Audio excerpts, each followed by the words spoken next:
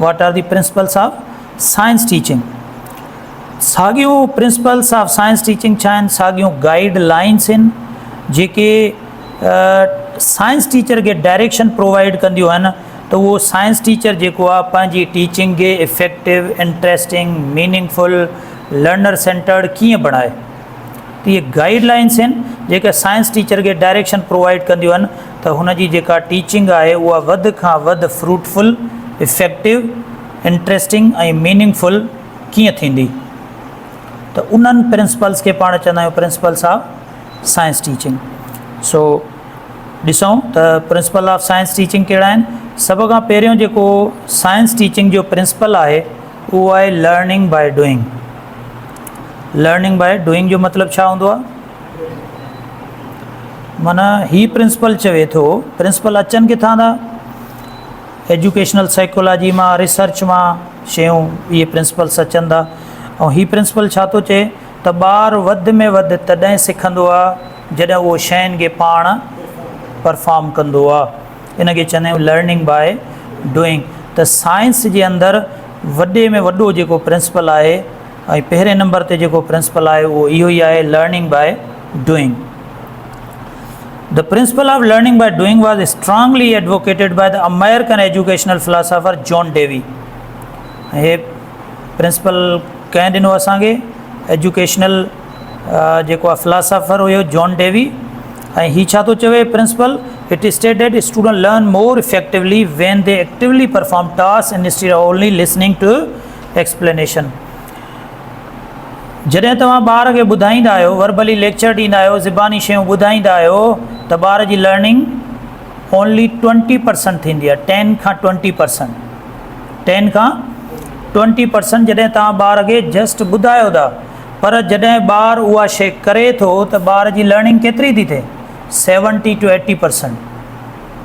ॿार जी जेका लर्निंग आहे उहा 70 to 80% थी थिए। ऐं इहा ॻाल्हि किथां साबित थी आहे, रिसर्च मां, एजुकेशनल साइकोलॉजी मां इहा शइ साबित थी आहे। त हाणे इहा शइ छा बणिजी वेंदी, प्रिंसिपल बणिजी वेंदी।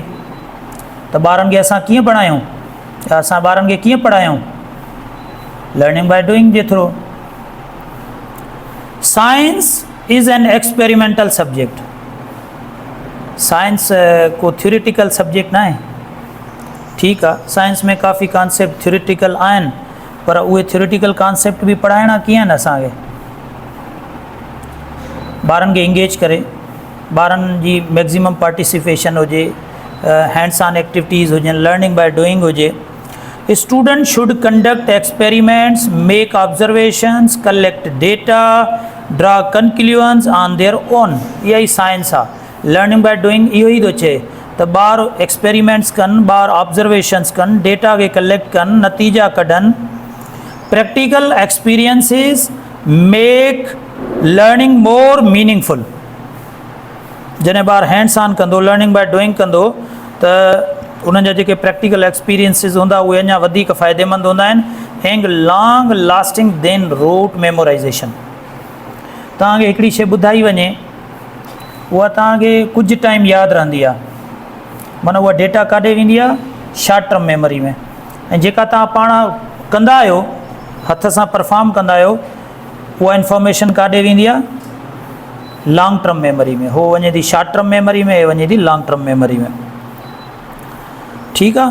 त लर्निंग बाय डूइंग जेको आहे, डेफिनेशन ते अची अफ़ज़ल, हा, लर्निंग बाय डूइंग जेको असांजो प्रिंसिपल आहे उन जी डेफिनेशन छा आहे, learning by doing is a teaching principle in which student acquire knowledge and skills.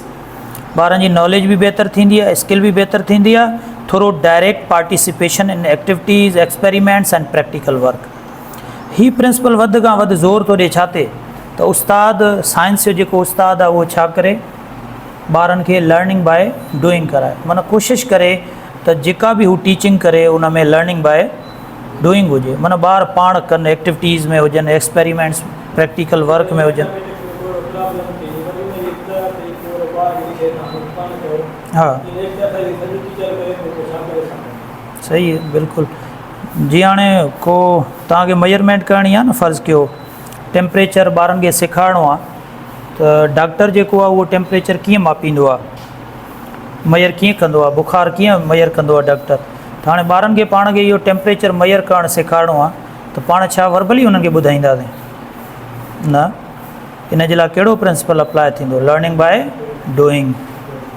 ॿारनि खे थर्मामीटर ॾींदासीं, उन्हनि खे गाइड कंदासीं, पहिरियां थ्योरेटिकल कॉन्सेप्ट ॿुधाए वेंदासीं, पोइ ॿारनि खे चवंदासीं हाणे तव्हां हिन खे पंहिंजो बॉडी टेम्परेचर छा करे ॾेखारियो, मयर करे ॾेखारियो। इहा लर्निंग बाय डूइंग थींदी। ऐं साइंस सिखबी बि ईअं आहे।